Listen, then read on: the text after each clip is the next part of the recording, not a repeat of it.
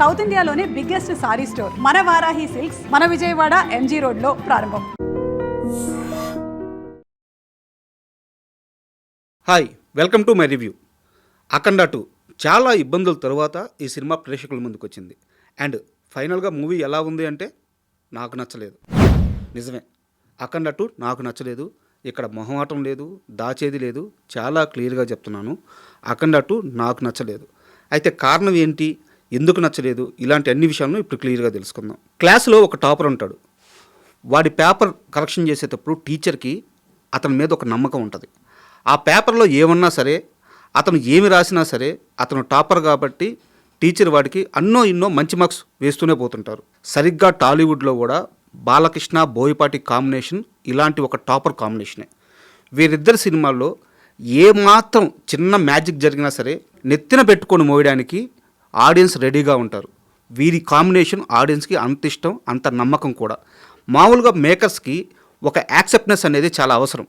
But Boyapati Balayya ఈ combination announce అయిన first day నుంచే ఆ యాక్సెప్ట్నెస్ వచ్చేస్తుంది.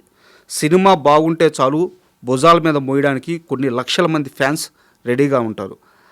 అలాగే సినిమాలో ఎంతో కొంత మ్యాజిక్ జరిగినా మంచి మార్క్స్ వేద్దామని ఆడియన్స్ రెడీగా ఉన్న ఈ సమయంలో బోయపాటి ఒక తెల్ల పేపర్ ఇచ్చేశాడు. అసలు ఏమీ రాయలేదు, ఎలాంటి మార్క్స్ వేయడానికి స్కోపే లేదు. బోయపాటి బాలయ్య సినిమాలో లాజిక్స్ గురించి మాట్లాడేంత సాహసం అయితే నేను చేయను. సినిమా అన్నాక ఎమోషన్ ఉండాలి కదా, ఎంగేజింగ్ సీక్వెన్స్లు ఉండాలి కదా. బాలకృష్ణ లాంటి మాస్ హీరో ఫైట్స్ చేస్తుంటే ఆడియన్స్కి పూనకాలు రావాలి కదా.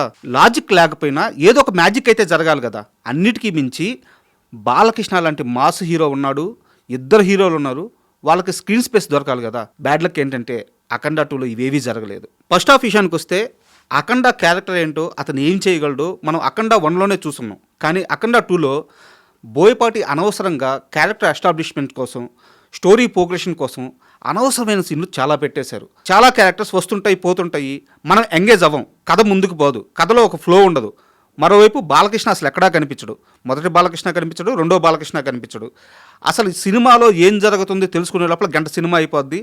ఈ గంట లోపల ఆడియన్ ఒక్క దగ్గర కూడా ఎంగేజ్ అవ్వడు. అండ్ ముఖ్యంగా ఈ సినిమాలో పెద్ద బాలకృష్ణ ఒక పాటకి ఒక ఫైట్కి మాత్రమే పనికొచ్చారు. నిజానికి ఈ క్యారెక్టర్ లేకపోయినా సినిమాకి కానీ కథ ఫ్లోకి కానీ ఎలాంటి ఇబ్బంది ఉండేది కాదు. ఈ క్యారెక్టర్ని అనవసరంగా వేస్ట్ చేసేశారు. అండ్ చాలా ప్లే తర్వాత డిఆర్డిఓ సీక్వెన్స్ ప్లే అవుద్ది. ఆ సీక్వెన్స్ ఏది కూడా ఎంగేజింగ్గా లేదు అండ్ ముఖ్యంగా నమ్మబుద్ధిగా లేదు. మనం ముందే చెప్పుకున్నాము, డిఆర్డిఓ సీక్వెన్స్ కానీ లేకుంటే ఆ వైరస్ సీక్వెన్స్లు కానీ ఎక్కడా కూడా ఆకట్టుకోవు అంటే సీన్లు గొప్పగా లేవని కాదు, గొప్పగా తీయలేదని కాదు. బాలకృష్ణ ఎక్కడా కనిపించడం లేదు.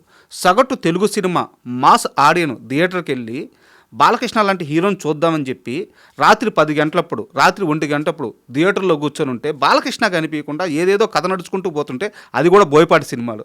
సో ఆడియన్ ఎక్కడ ఎంగేజ్ అవుతాడు? అఖండ 2లో జరిగిన పొరపాటు ఇదే. ఇక్కడే సినిమా ట్రాక్ తప్పేసింది. ఇక కుంభమేళాలో ఆ సీక్వెన్స్ మొత్తంలో కొన్ని ఒరిజినల్ షాట్స్ కనిపిస్తాయి. ఇక్కడ మాత్రం బోయపాటిని ఒక మేకర్గా మాత్రం ఖచ్చితంగా అభినందించి తీరాల్సిందే.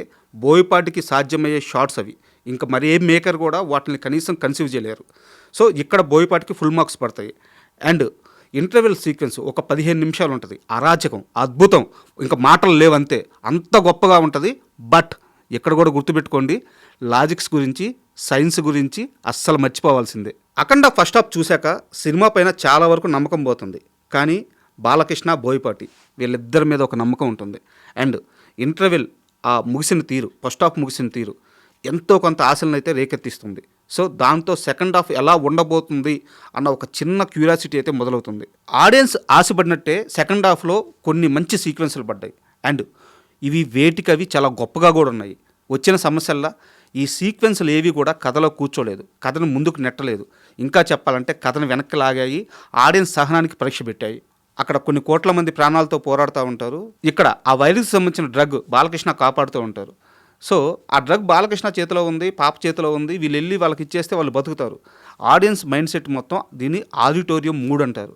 ఆడిటోరియం 3 అంతా కూడా వాళ్ళు ఎక్కడ బతుకుతారు, వాళ్ళని ఎప్పుడు బతికిస్తారు, వాళ్ళు ఎలా సేవ్ అవుతారు, ఈ మైండ్ సెట్తో ఉంటే ఇక్కడ బాలకృష్ణ అఖండ క్యారెక్టర్ అనమాట. ఇక్కడ వచ్చేసి లెక్చర్స్ ఇస్తూ ఉంటుంది. అంటే గొప్ప సీన్లే, సనాతన ధర్మం గురించి, హిందూ దేవుళ్ళ గురించి చాలా గొప్ప సీన్లే. కానీ ఆడిటోరియం 3 అంతా కొన్ని లక్షల మంది, కొన్ని కోట్ల మంది ప్రాణాలతో ఫైట్ చేస్తున్నప్పుడు, ప్రాణాలు పోతున్నప్పుడు సగటు తెలుగు సినిమా హీరో మాటలు చెప్పకూడదు, చేతలతో వాళ్ళందరినీ కాపాడాలి. దాని తరువాతే ఇంకా ఏదైనా. ఇక్కడ బోయపాటి పూర్తిగా ట్రాక్ తప్పేశారు. అండ్ ఇక విలన్గా నటించిన ఆది పినిశెట్టి గురించి ఎంత తక్కువ మాట్లాడుకుంటే అంత మంచిది. ఎందుకంటే ఈయన ఫ్లాష్ మ్యాన్లా అలా వచ్చి ఇలా హీరో చేతిలో చనిపోయి అలా మాయమైపోతాడు. సో ఆది పినిశెట్టి ఎప్పుడు వచ్చాడు, ఎందుకు వచ్చాడు, ఎందుకు చనిపోయాడు ఎవరికీ అర్థం కాదు. ఇంత లాజిక్లెస్ ప్లేలో కాస్త ఉపశమనం ఏంటంటే అమ్మ సెంటిమెంట్. ఆ అమ్మ సెంటిమెంట్ సీక్వెన్స్ అంతా కూడా ఏకంగా శివుడే రావడం, అమ్మతనం గురించి, శివతత్వం గురించి కొన్ని గొప్ప డైలాగులు పడడం, ఆ ఎమోషన్ క్యారీ అవ్వడం, ఖచ్చితంగా ఇక్కడ ప్రతి ఆడియన్స్ సినిమాతో ఎంగేజ్ అవుతాడు. అండ్ ఇది పెద్ద రిలీఫ్ కూడా. అమ్మ సెంటిమెంట్ పండాక ఇకనైనా అఖండ 2 ట్రాక్ ఎక్కిందని మనం కాస్త సంతోషపడే లోపల ఆ సంతోషాన్ని కూడా మిగల్చడు బోయపాటి. అఖండాన్ని ఏకంగా ఒక దేశం మీద యుద్ధానికి పంపిస్తారు. వాళ్ళ దగ్గర యుద్ధ ట్యాంకర్లు ఉంటాయి, గన్స్ ఉంటాయి, కావాల్సిన అన్ని ఆయుధాలు ఉంటాయి. బట్ అఖండ మాత్రం ఒంటి చేత్తో బార్డర్ దాటి చొక్కా నలగకుండా, చెమట పట్టకుండా కొన్ని వేల మంది సైన్యాన్ని చంపేసి అక్కడ కూడా వాళ్ళకి ఒక క్లాస్ బీకి హాయిగా అలా నడుచుకుంటూ వస్తారు. సినిమాలో ఈ హోల్ ఎపిసోడ్ గురించి ఎంత తక్కువ మాట్లాడుకుంటే అంత మంచిది. అయితే ఈ సినిమా మొత్తం మీద ఖచ్చితంగా మెచ్చుకోవాల్సింది ఎవరినంటే బాలకృష్ణ గారినే. ఆయన ఏజ్ అందరికీ తెలుసు. అండ్ సినిమా కోసం ఆయన పెట్టే ఆ కమిట్మెంట్ ఎలా ఉంటుందో కొత్తగా ఎవరు చెప్పాల్సిన అవసరం లేదు. అఖండ 2 కూడా ఆయన అదే చేశారు.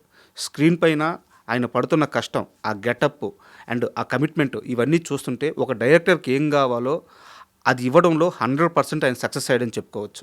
ఇక బోయపాటి సినిమాలో ఒక 100 మందికి పైగా క్యారెక్టర్ ఆర్టిస్టులు ఉంటారు. వాళ్ళందరి గురించి మాట్లాడుకోవడం సాధ్యం కాదు కాబట్టి మనం దాన్ని స్కిప్ చేసేద్దాం. ఇక సినిమాని బతికించడానికి తమన్ చాలా వరకు కష్టపడ్డాడు. బట్ అండ్ ఈ సినిమా విషయంలో నిర్మాతలని మెచ్చుకొని తీరాలి. వాళ్ళ ధైర్యానికి హ్యాట్స్ ఆఫ్.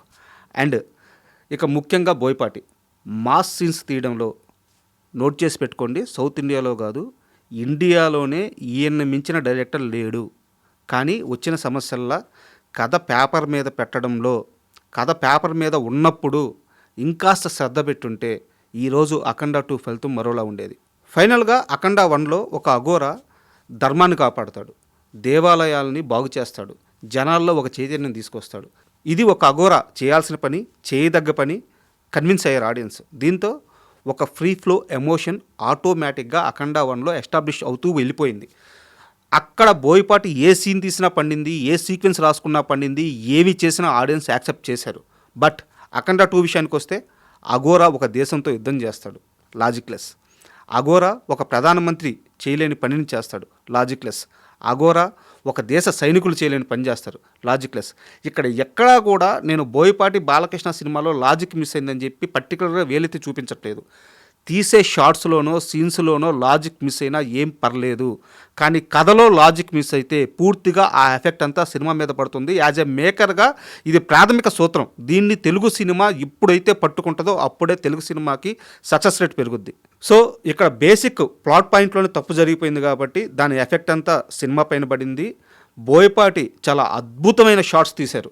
నిజానికి ఇప్పటి వరకు తెలుగు సినిమాలో ఇలాంటి మాస్ షాట్స్ మనం చూసి కనీసం ఊహించుకోవడము, అలాంటి షాట్స్ పడ్డాయి. బాలకృష్ణ కూడా అదే స్థాయిలో కష్టపడ్డారు. కానీ ఈ కష్టం అంతా కూడా కథలో ఒక ఫ్రీ ఫ్లో ఎమోషన్ లేకపోవడం వల్ల బూడిదలో పోసిన పన్నీర్ అయిపోయింది. ఆ ఫలితం మొత్తం ఇప్పుడు సినిమా మీద పడింది. సో ఫైనల్గా నాకు అఖండ 2 నచ్చలేదు. బట్ ఇది నా రివ్యూ. మీరు సినిమా చూడండి, మీకు నచ్చచ్చు, మీ ప్రాస్పెక్టివ్ వేరుగా ఉండొచ్చు. మీరు సినిమా చూశాక మీ అభిప్రాయాలను కామెంట్స్ రూపంలో తెలియజేయండి. And thank you. జై Balayya. And for more videos, Please subscribe to iDream. Please subscribe to iDream. Please subscribe iDream. And please subscribe to iDream. For more videos, subscribe to iDream. please like, share and subscribe to the channel. Congratulations, iDream. Subscribe to iDream. Subscribe to iDream. So subscribe to iDream Media. iDream ki iDream team andarki huge congratulations. Please subscribe iDream Media. Please subscribe to iDream. Subscribe iDream. Please subscribe to iDream. iDream అంటే నా కళల channel subscribe చేసుకున్న నోరు తిరుగుతలేదు, మీరైతే గంట గుర్తు కొట్టండి. For more such videos, please subscribe to iDream. Subscribe to iDream. Please subscribe to iDream. Please subscribe iDream Media. Please do subscribe to iDream. Please subscribe to iDream Media. For best entertainment and information, please subscribe iDream. And don't forget to subscribe to iDream.